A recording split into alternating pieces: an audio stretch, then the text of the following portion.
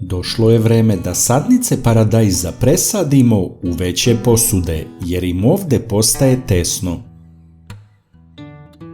Cilj je da se ove sadnice ne izduže previše. Mlade biljke su krhke i stabljika mora biti elastična da ne bi pukla. Sada kada se formiralo više listova, biljke su ipak nešto otpornije.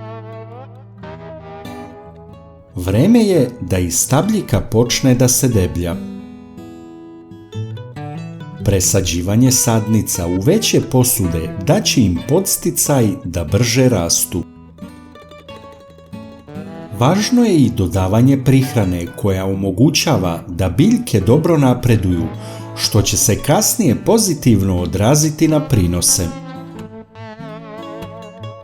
Jedna hrana koju mnogi ljudi jedu za doručak može biti korisna i za ishranu biljaka. Među novom generacijom baštovana postala je popularna primjena ovsenih pahuljica za biljke. Ali to zapravo nije ništa novo, jer su stari ljudi pre 100 godina koristili vodu od ovsenih pahuljica kao prirodno đubrivo za polivanje sobnih i baštanskih biljaka. Nema u tome ništa čudno, budući da ovas sadrži mnogo hranjivih sastojaka, uključujući fosfor, kalijum i azot. Naročito je bogat fosforom, koji je značajan za razvoj korena. Azot je važan za rast nadzemnih zelenih delova biljke, listova i stabljike. Pomaže sintezu aminokiselina i proteina koji su isto prisutni u ovsenim pahuljicama. Ovas također sadrži i magnezijum, kalcijum, cink i bakar koji su od vitalnog značaja za zdravlje biljaka. Sadrži i neka vlakna koja hrane i obnavljaju zdrave bakterije u zemljištu. To su bakterije koje pomažu razgradnju organske materije u zemlji i čine je lakše dostupnom za biljke. Ovsene pahuljice možemo dodavati kašikom oko biljaka. Ovsene pahuljice se postepeno razgrađuju i u zemljište oslobađaju hranjive sastojke. To je kao đubrivo sa sporim oslobađanjem koje može trajati nekoliko meseci. Mislim da je ovo ipak bolje koristiti za biljke u bašti, a naše sadnice možemo prihranjivati na drugi način. Ljubitelji upotrebe ovasa kao đubriva to rade na različite načine. Neki melju ovsene pahuljice u fini prah i prosipaju po zemlji. Za zalivanje sadnica mi smo pravili tečno đubrivo od ovsenih pahuljica.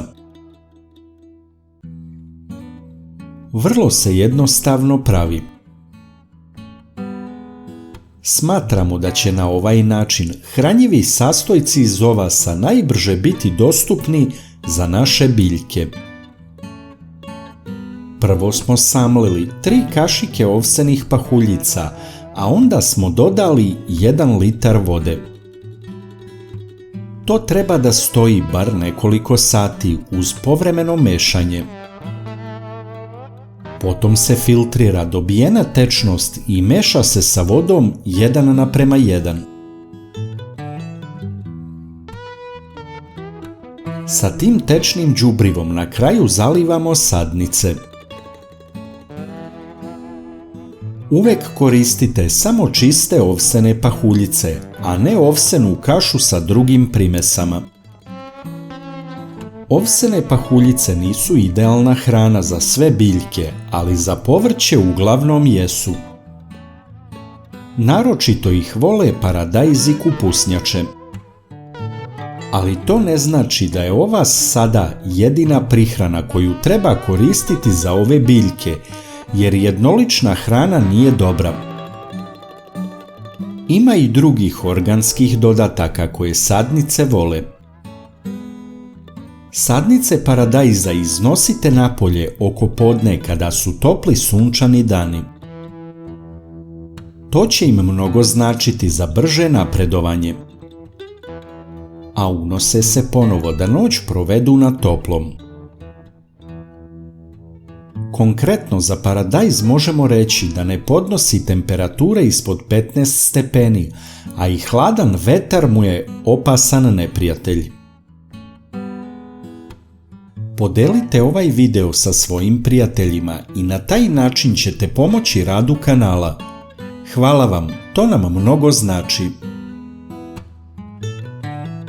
Kliknite like, prijavite se na naš kanal, a zatim kliknite zvonce i odaberite sve kako biste bili obavešteni o novim zanimljivim sadržajima.